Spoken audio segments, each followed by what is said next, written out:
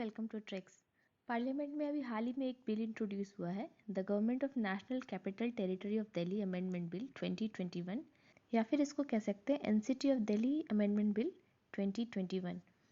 ये government of national capital territory of Delhi act 1991 को amend करने के लिए बिल है, जो कि उसके 4 सेक्शंस को अमेंड करता है। क्यों कंट्रोवर्सी है, क्या स्टेटस है दिल्ली का और क्या मेन इशू है, आज के इस वीडियो में हम लोग ये जानेंगे। और अमेंडमेंट में क्या दिया गया है वो भी हम लोग इस वीडियो में देखेंगे। दिल्ली को स्टेटहुड मिला था 69th अमेंडमेंट एक्ट के तहत। दिल्ली जो थी पहले केवल यूनियन टेरिटरी थी। 69th अमेंडमेंट एक्ट के तहत दिल्ली को बनाया गया national capital territory of Delhi, जो कि यूनियन टेरिटरी के होने के बावजूद एक लेजिस्लेटिव असेंबली इसमें इंक्लूड किया गया। यानी कि after 69th amendment act Delhi became UT of Delhi with legislative assembly, यानी कि इसमें एक इलेक्टेड गवर्नमेंट भी होगा और इसमें एक एडमिनिस्ट्रेटर भी होंगे जिनको कहा जाएगा लेफ्टिनेंट गवर्नर। ये लेफ्टिनेंट गवर्नर लेजिस्लेटिव असेंबली के थ्रू जो काउंसिल ऑफ मिनिस्टर्स बनेंगे उनके एड और एडवाइस से ये काम करेंगे। 3 चीज़ें, पब्लिक ऑर्डर, पुलिस और लैंड, ये 3 चीज़ें रह गई सेंट्रल गवर्नमेंट के अंडर में। इसी 3 चीज़ों के वजह से दिल्ली की जो भी सरकार आती है वो बार बार ये सेंट्रल गवर्नमेंट से डिमांड करती है कि दिल्ली को कंप्लीट स्टेट का दर्जा दिया जाए, ताकि उसके पास पब्लिक ऑर्डर, पुलिस और लैंड, ये तीनों चीज़ें भी स्टेट गवर्नमेंट के अंडर में हो। 69th अमेंडमेंट एक्ट के तहत 2 आर्टिकल्स कॉन्स्टिट्यूशन में इंसर्ट किए गए, आर्टिकल 239 ए और article 239 B. 69th amendment act आया था 1991 में। 239 ए में क्या है?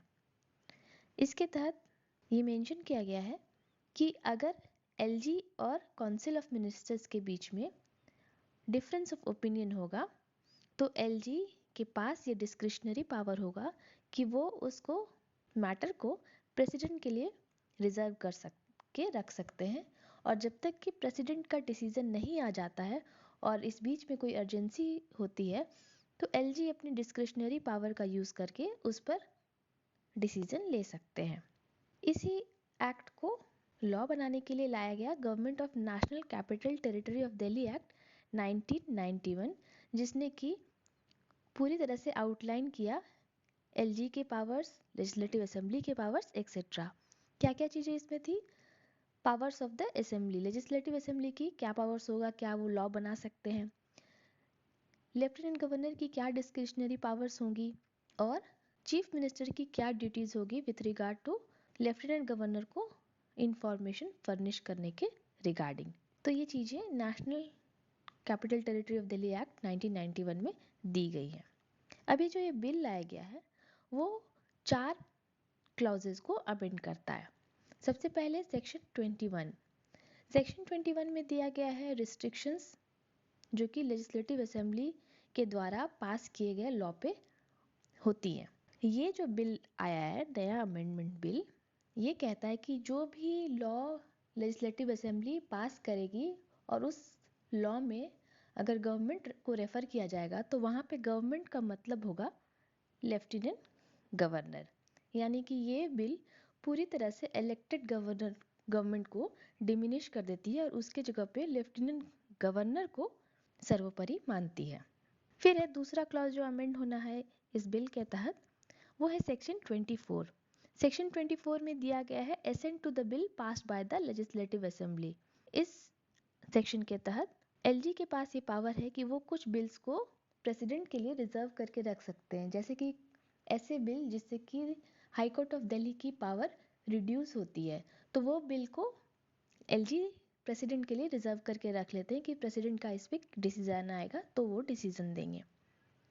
लेकिन ये जो नया अमेंडमेंट एक्ट आया है ये कहता है कि ऑलमोस्ट ऑल द बिल्स को प्रेसिडेंट के लिए रिजर्व करने की पावर होगी एलजी के पास, यानी कि एलजी किसी भी बिल को रोक सकते हैं ये कह के कि इसको प्रेसिडेंट के लिए रिजर्व कर दिया गया है।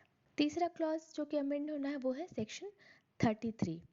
सेक्शन 33 में दिया गया है कि लेजिस्लेटिव असेंबली जो रूल्स बनाती है for the conduct of business in the legislative assembly. Legislative assembly में कैसे बिजनेस कंडक्ट किया जाएगा उसको लेकर के वो हाउस अपना खुद रूल बनाती है।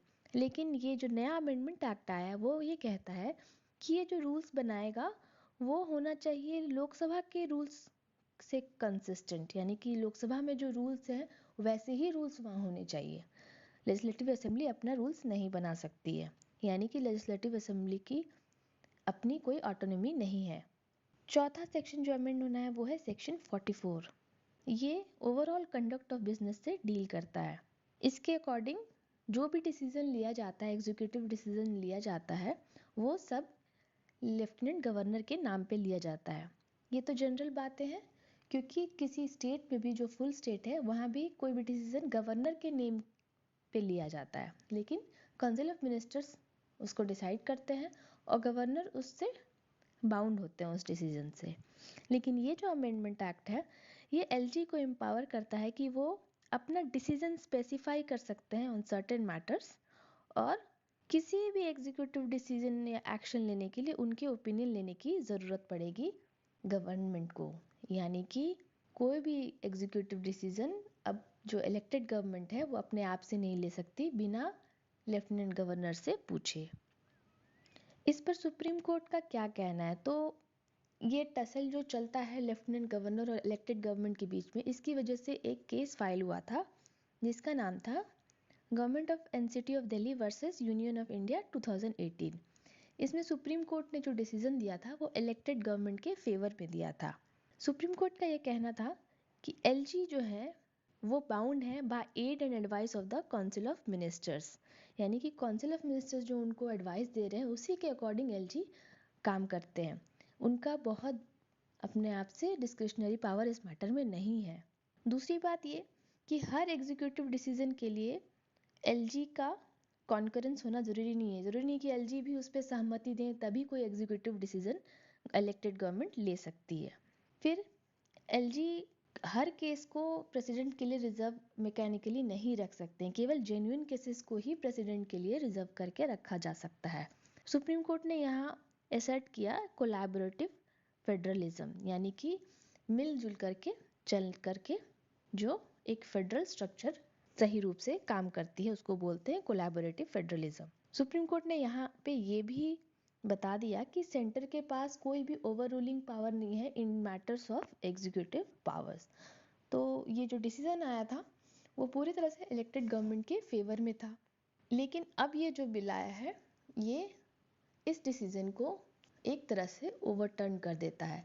इसीलिए दिल्ली की गवर्नमेंट इस पर काफ़ी विरोध कर रही है, क्योंकि एक तरह से देखा जाए तो जो चुनी हुई सरकार है उसकी ज़्यादा अथॉरिटी होनी चाहिए और उसको ज़्यादा फ्रीडम होनी चाहिए ताकि वो क्विक डिसीजन ले सके और फ्रीली लोगों के लिए काम कर सके। तो ये था अमेंडमेंट बिल। आपको ये वीडियो कैसा लगा मुझे कमेंट में ज़रूर बताइएगा, और वीडियो अच्छी लगी हो तो लाइक कर दीजिएगा, चैनल पर नए हैं तो सब्सक्राइब कर लीजिएगा। Thanks for watching, have a very nice day.